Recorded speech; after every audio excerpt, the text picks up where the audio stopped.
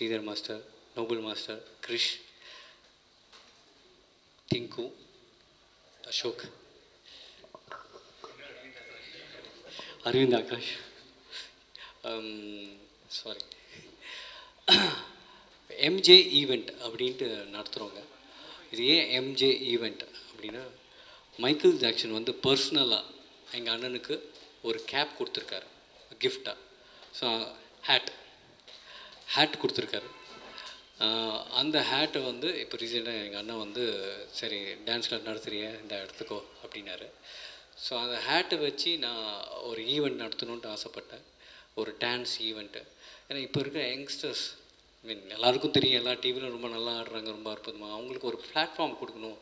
இன்னும் இதுக்கு மேலே என்ன அப்படின்னா ன்ற மாதிரி ஒரு எம்ஜே ஈவெண்ட். அது வந்து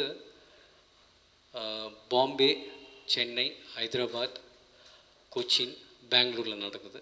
அவங்க எல்லா கண்டஸ்டனும் இங்கே வர தேவையில்லை சென்னைக்கு. அங்கே இருக்க ஃபோரம் மாலும் பிவிஆரும் நாங்கள் டைப் பண்ணியிருக்கோம். அங்கே பிளாட்ஃபார்ம் கொடுத்துட்றோம்.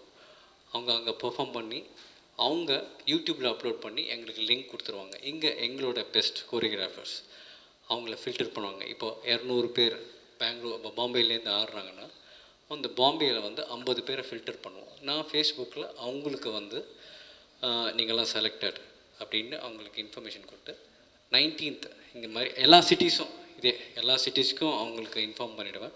19th செமிஃபைனல்ஸ்ன்ட்டு.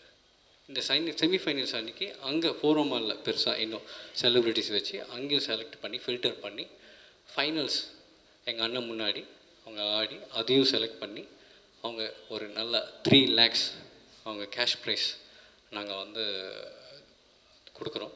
இதில் என்ன ஸ்டைல்ஸ் ஆடுறாங்கன்னா, பி பாயிங் ஒரு ஸ்டைலு, அப்புறம் ஃப்ரீ ஸ்டைல்.